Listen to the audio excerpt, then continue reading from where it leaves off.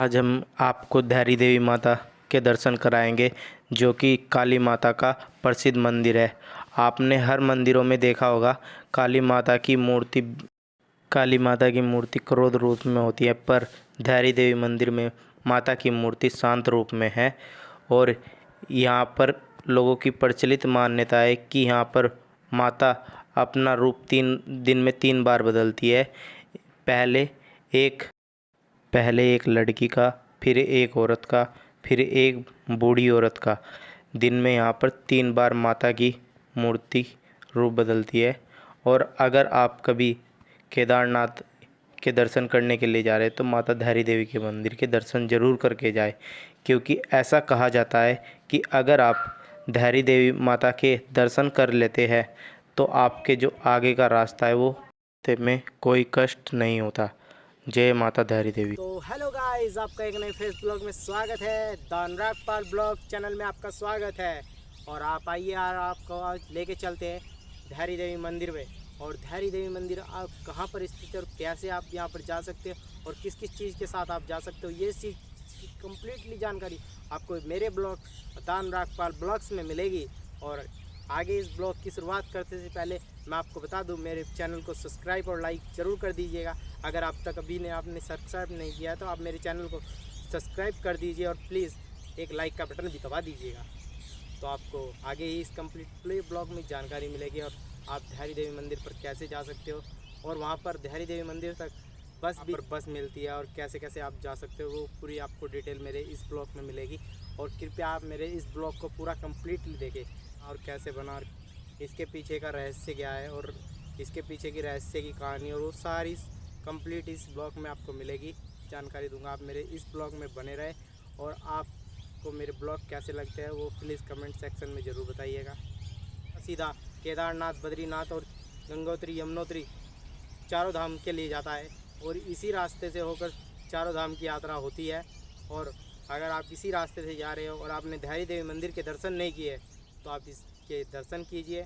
और चलो गाइस, चलते हैं और आगे आपको ब्लॉग में मिलते हैं। धन्यवाद। तो चलो गाइस, चलते हैं धैर्य देवी मंदिर। और यह मंदिर उत्तराखंड के श्रीनगर से 15 किलोमीटर दूर अलकनंदा नदी पर स्थित है। और इस मंदिर की मान्यताएं यह है कि इसकी मान्यताएं बहुत है और उत्तराखंड में ये बहुत पवित्र मंदिर है। और केदारनाथ जब आप जाते हो तो इस मंदिर के दर्शन करके ज़रूर जाए। और यहाँ से आप बस से भी पहुँच सकते हो, क्योंकि यहाँ पर बस भी जाती है। हरिद्वार से आपको बस मिल जाएगी धैर्य देवी मंदिर के लिए और आप यहाँ से आराम से बस में आ सकते हो धैर्य देवी मंदिर। और यह श्रीनगर से मात्र 15 किलोमीटर की दूरी पर है।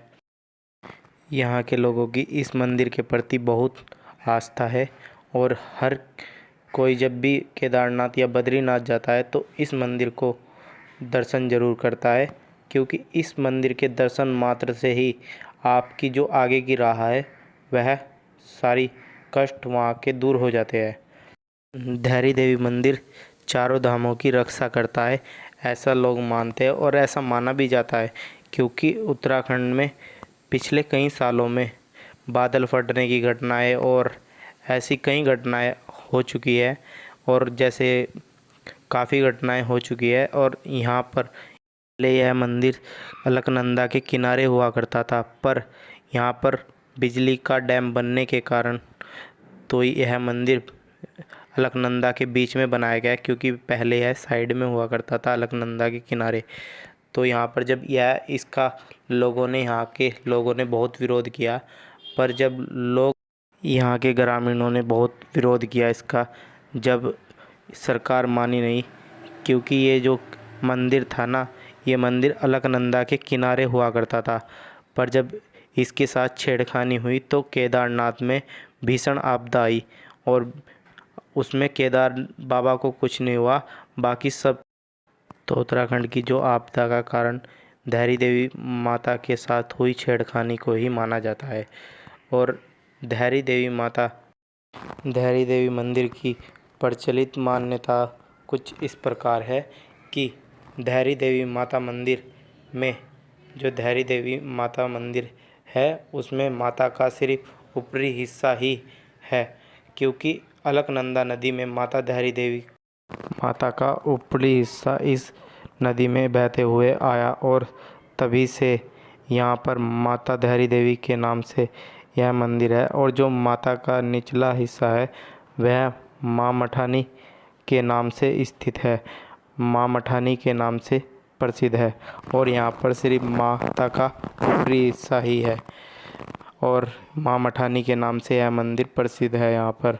और इसकी लोक मान्यताओं की बात करें, माता के 7 भाई हुआ करते थे और माता के सातों भाई बचपन से ही माता से नफ़रत किया करते थे। इसी नफ़रत के चलते जब और माता हमेशा अपने भाइयों को ही अपना सब कुछ मानती थी, पर एक समय ऐसा आया जब उनकी नफ़रत बढ़ गई और माता के 5 भाइयों की अचानक किसी कारणवश मौत हो गई। पर उनके 2 भाइयों ने माना कि माता के कारणवश ही उनके भाइयों की मौत हुई है। जब उन्होंने अपनी पत्नियों से इसके बारे में पूछा तो उनकी पत्नियां राज़ी हो गई और कहने लगी, इसे मार दो वरना तो हमारे घर में क्लेश बढ़ता ही जाएगा।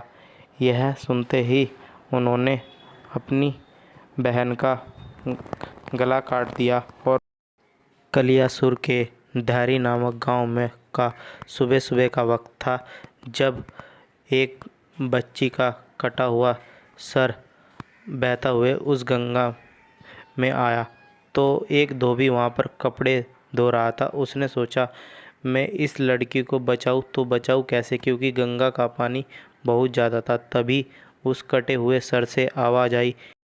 जैसे ही उस कटे हुए सर से आवाज़ आई, उस व्यक्ति का धैर्य बैठा दिया और उससे कहा कि तू घबरा मत, तू बस मुझे यहाँ से बचा और जैसे जैसे तू गंगा में कदम रखेगा वैसे वैसे मैं तेरे लिए सीढ़ी बना दूँगी। और हुआ भी कुछ ऐसा ही। जब उस आदमी ने गंगा में कदम रखा तो वह जैसे जैसे कदम रख रहा था वहाँ पर सीढ़ियाँ बनती चली गई। कुछ समय पहले तक यहाँ पर वे सीढ़ियाँ थी, पर अब वे सीढ़ियाँ यहाँ पर नहीं है।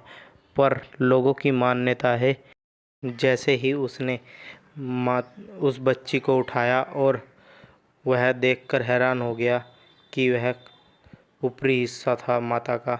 और जैसे ही उसने उस पत्थर पर स्थापित करने को बोला तो वहीं से ही धैर्य देवी माता मंदिर की स्थापना हुई।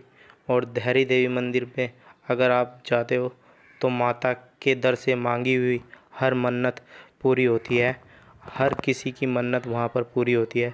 माता धैर्य देवी सबकी मन्नतें पूरी करती है। और जब आप केदारनाथ के लिए जा रहे हो तो माता के दर्शन ज़रूर करके जाए। माता धैर्य देवी हर किसी की मनोकामना पूर्ण करती है। और आपको मेरी वीडियो कैसी लगी?